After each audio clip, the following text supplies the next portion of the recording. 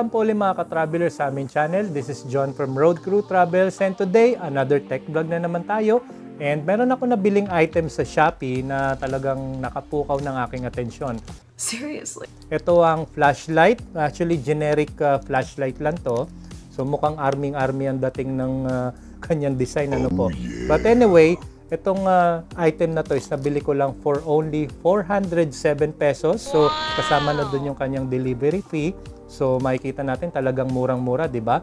2 items for the price of 1. Ang kagandahan pa nito, according dun sa feature na nakita ko, is meron siyang brightness of 12,000 lumens. So nag-research ako sa YouTube. So tiningnan ko kung gaano kaliwanag yung 12,000 lumens na yon. At isa sa mga vlogger na nag-feature ng flashlight. So pinakita niya yung kanyang flashlight kung gaano kaliwanag. At sobrang liwanag mga ka-travelers. Talagang nag-illuminate yung buong backyard niya. So hopefully sana hindi ako biguin ng item na nabili ko. Although mura lang siya, pero sayang din ang pera kung halimbawa hindi mo magagamit at hindi mo nakuha yung expectation na gusto mo makuha dito sa item na to.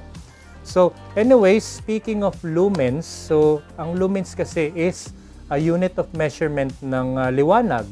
So sinusukat nito kung gaano kaliwanag yung isang bagay, like flashlight or headlamp ng sasakyan or even projector. So on the other hand naman, kung kayo yung mga masugid ko ng taga-subaybay sa aming channel, nakabanggit na rin ako dati ng isa pang unit of measurement ng brightness, which is the nits. Ano po? So nits naman on the other hand, ginagamit lang yung unit of measurement na yun sa mga cellphone, sa mga TV screens, or even sa laptop. So mapapansin natin, ang nits kasi is sinusukat niyang liwanag within a certain area.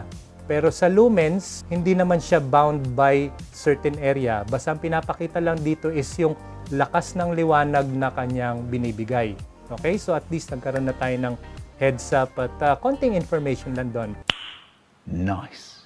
And one more thing pala mga ka-travelers, ang isang nits is equivalent to 3.426 lumens. So yan, so mathematical equation yan. So na-research ko rin yan sa Google. So anyways, so dako na tayo dito sa ating item.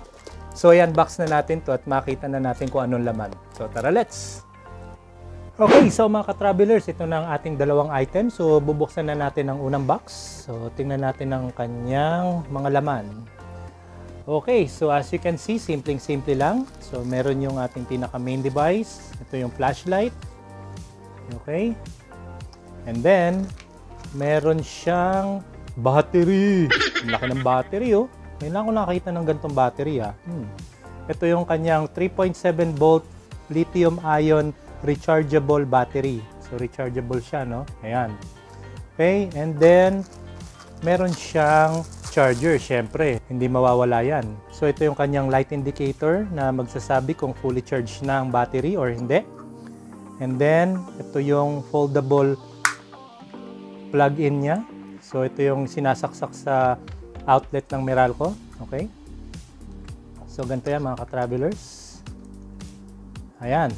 Okay, so naka-green siya, so it indicates fully charged. Okay, dako naman tayo dito sa ating pinaka-main device. So, ang flashlight na to, meron 5 modes of brightness. Meron siyang high beam, meron siyang medium, meron siyang low beam, and then meron din siya nung strobe light, yung sunod-sunod na on and off na pag-flash ng ilaw. And then meron ding SOS, yun naman yung mga tipong ilaw na nagsisignal ka ng emergency. And then, ito yung kanyang pinaka on and off button. Okay? And of course, yung kanyang pinaka headlamp niya is LED na. So, paglagay ng battery, subuksan natin itong likod. Ayan. Okay? So, tanggalin natin yan. And then, lagyan natin to. So, ayan. Ayan. Ayan, ganyan siya mga ka-travelers. Okay? And then meron din siya ditong pwede ilagay sa wrist. Ayan. O, diba? Napakaganda. At kahit maliit siya, according to sa feature ng nabasa ko sa Shopee, so indestructible siya. Kahit mabagsak mo siya 10 feet above the ground, So, matibay pa rin siya. And then, water resistant na rin siya. So, hindi siya basta-basta mapapasukan ng tubig. And then, ang kanyang pinaka-work life ng kanyang LED is 50,000 hours of work life. So, matagal-tagal pa magagamit yung liwanag na nanggagaling dito sa LED. And then, ang pinaka-battery life neto mga ka-travelers is 6 hours after fully charged. So, talagang matipid din sa battery itong mga ganitong klaseng item. So, ngayon, dako na tayo sa isang box. Just to make sure kung kompleto rin yung item na nandito. Okay, so same thing. Meron siyang flashlight, meron siyang rechargeable battery, and then yung kanyang charger. Okay, so mga ka-travelers, nandito kami sa likod bahay. So, itetest na natin ngayon ang ating flashlight. So, unang-una, meron siyang high beam, meron siyang medium, may low, may strobe light, yun yung sunod-sunod na on and off flash, at merong SOS. Yung SOS naman, ito naman yung mga short at long flashes. So ito yung una, i-click natin yung button ng flashlight. Okay, so ito yung high beam.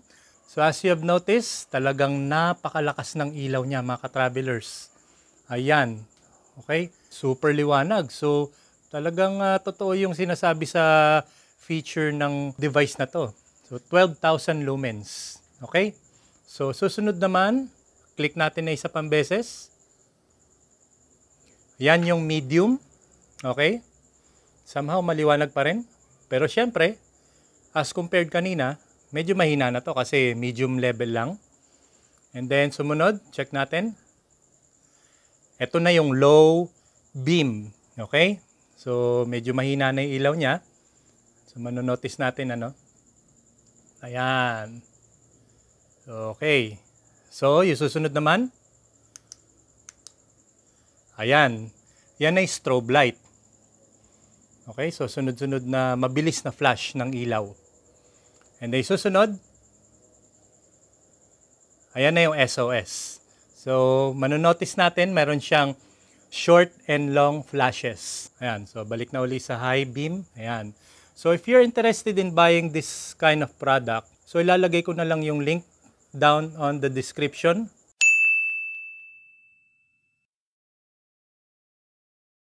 At yun po ang maiksing vlog na nai-present ko sa inyo ngayon. I hope meron kayong natutunan. So, kung nakita nyo naman ng ating pagte-testing mga ka-travelers, napakaliwanag talaga ng flashlight na to. Very handy. At kung makikita nyo naman, talagang napakalawak din ng kanyang sakop at hindi na kayo mangangapa sa dilim kapag halimbawa nag-brownout sa inyong lugar at ito ang gamit nyo, talagang sulit na sulit ang bayad ninyo. Again, for only 407 pesos, meron na kayong flashlight na ganito. So, generic lang to, pero napakaganda ng kanyang output when it comes sa brightness. At kung hindi pa kayo nakasubscribe sa aming channel, don't forget to subscribe Road Crew Travels at i-hit nyo na rin ang notification bell para updated kayo palagi sa aming susunod na vlogs. So till next time mga ka-travelers, maraming salamat at God bless.